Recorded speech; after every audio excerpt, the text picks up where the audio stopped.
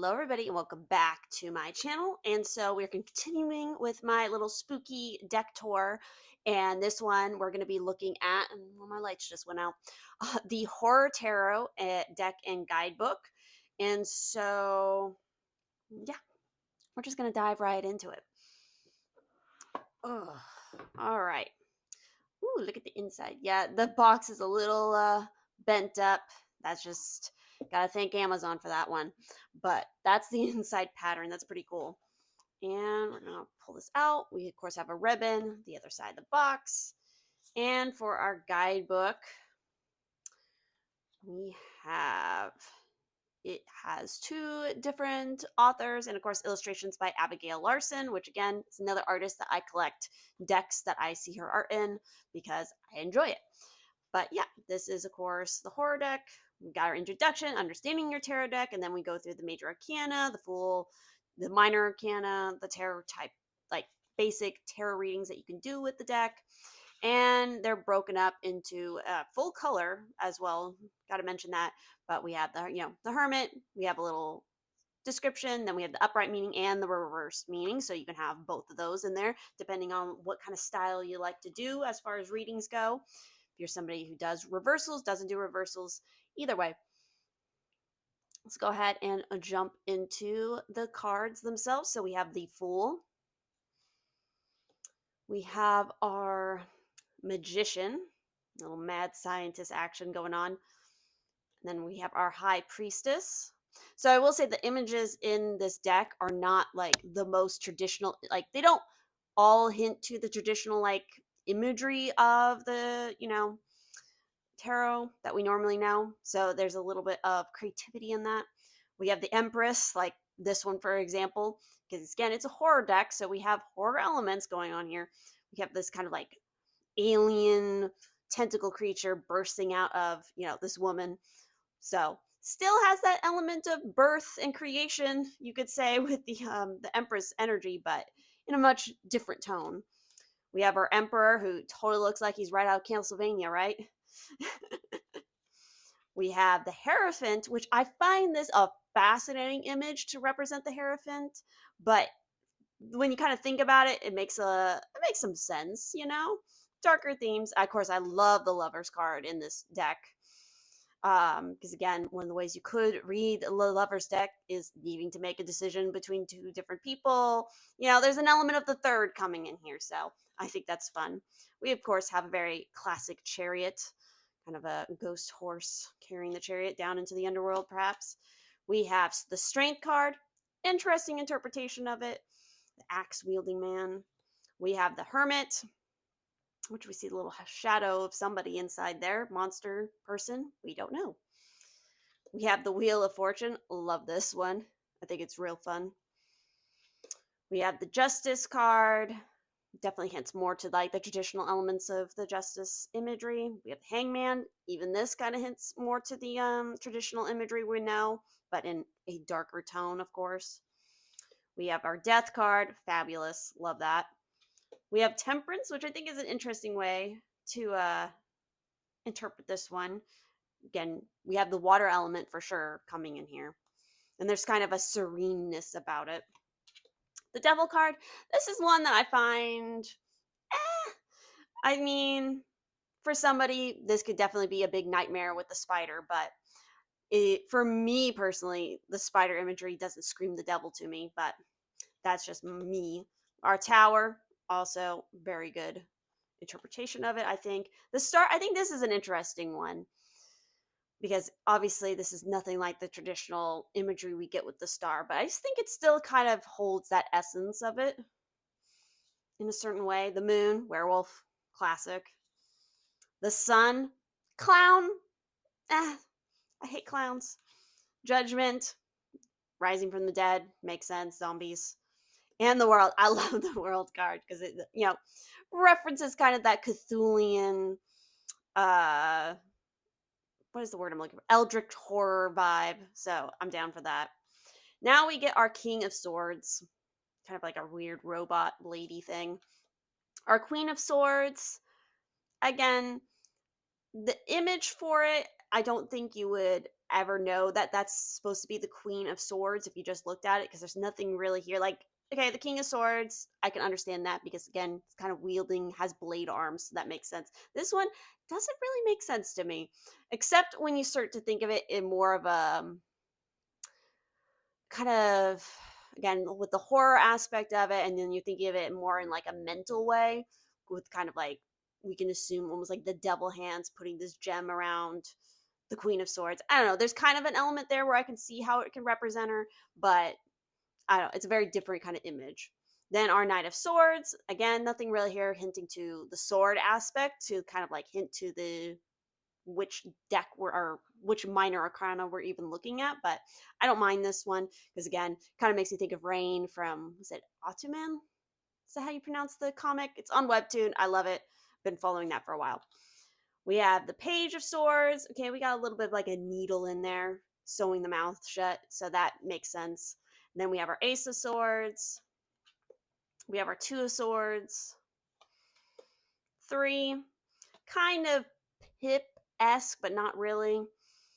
They're definitely more simple, but they're still getting the point across. We have our 4 of Swords, 5 of Swords, the 6 of Swords, the 7, our 8, which is definitely a pretty traditional like configuration to represent this. The 9 of Swords, it's like Frankenstein, yeah. Frankenstein's monster, excuse me. Then we have our 10. And now we move into our pentacles. We have the King of Pentacles with like a Bigfoot-esque creature. Our Queen of Pentacles. Our Knight.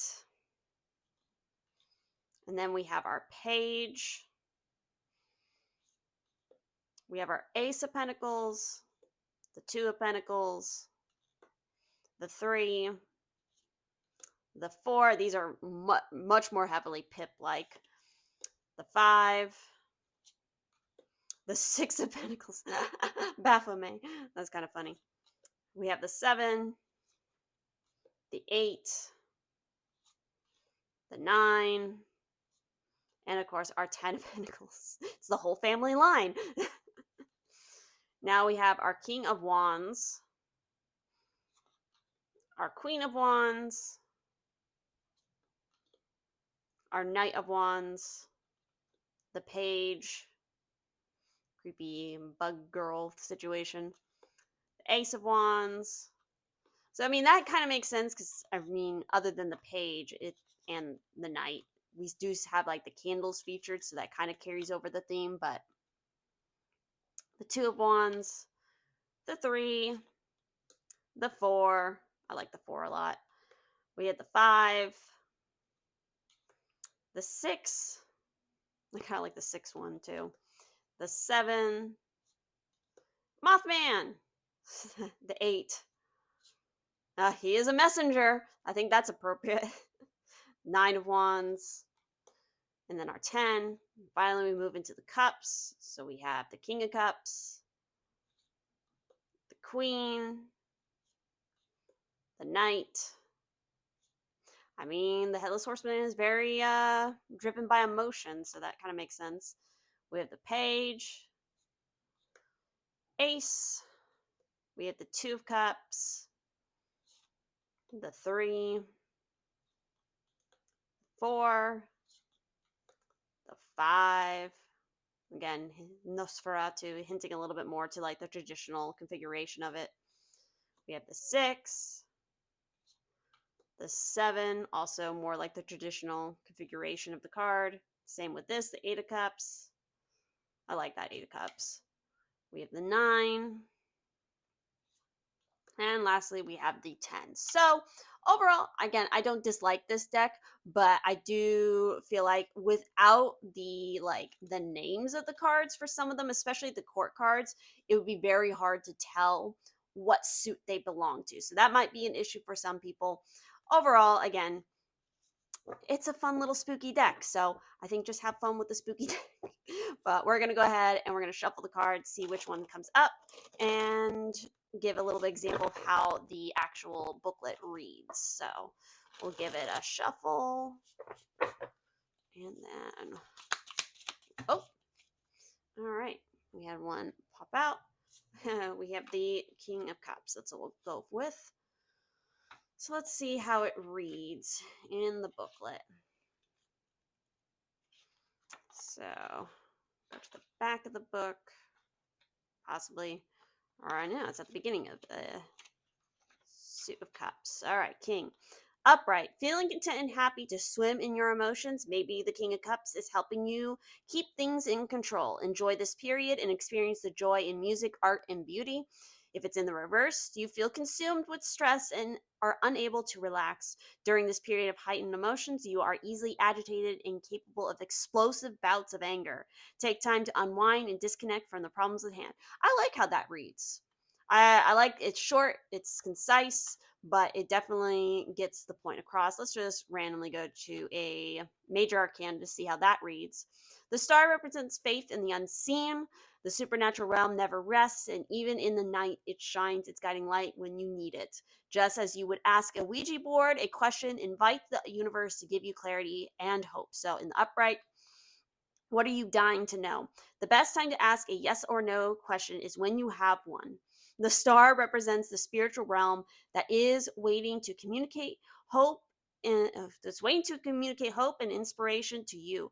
Just keep an open mind. You may receive a message from the planchette, but no answer simply means wait.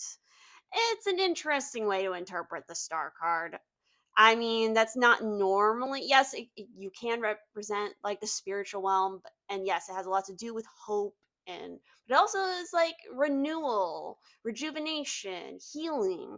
It's not really touching on those aspects of the star, so eh, in the reverse. The star in reverse represents faith, hope, and inspiration from the spiritual realm blocked by fear. It's hard to see the light when you are full of doubt. Believe in yourself and your dreams, even when a solution seems impossible to reach. Interesting.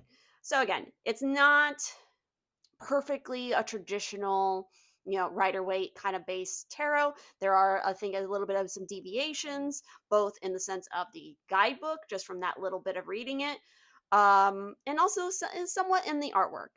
But is it fun? I think so. Definitely leave your opinions down in the description, and not down in the description, but down in the comments. It's the second time I've said that. Jeez. I hope that you guys are excited for spooky season, because I definitely am. And yeah, if you have any suggestions for readings you would like to see me do with this deck, leave those in the comments, because I'm always looking for your guys' feedback, especially for those of you who have stuck with me for a long time here on this channel or elsewhere. Again, give opinions. I love to hear them. Let's go. Um, but with that, I will see you guys in the next video I do. Bye bye.